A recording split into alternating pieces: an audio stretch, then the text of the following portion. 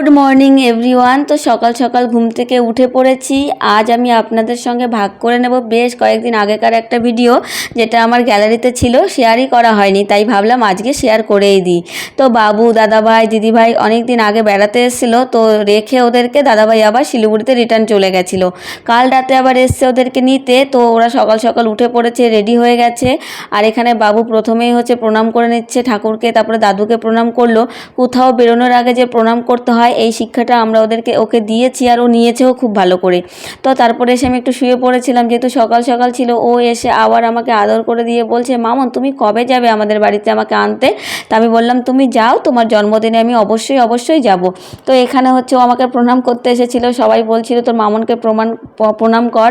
তো ও প্রণাম করতে চলে এসেছিলো, আমি নেইনি। তারপর ওর বড় মাকে প্রণাম করে নিল। আর সবাই আমাকে বকা দিচ্ছিল, কেন প্রণামটা নিলি না, না হলেও শিখবে কী করে। তো তারপরে আমি ওর প্রণামটা নিলাম এবং বললাম ওকে যে তুমি অনেক ভালো হও, বড় হও এবং মানুষের মতো মানুষ হও। এই আশীর্বাদ তো আমি সবসময় করি, প্রাণ খোলা আশীর্বাদ। তো ওরা রেডি হয়ে গেছে, আর সকাল সকাল রেডি হয়েছে এই কারণে, যেহেতু গরমের দিন ওরা যাবে ট্রেনে গেলে বাবুর একটু সুবিধা হবে। চলুন আজকের মতো ভিডিওটা এখানে শেষ করছি। তাড়াতাড়ি একটা লাইক, কমেন্ট, ফলো করে দিয়ে আমাকে সাপোর্ট করুন। বাই।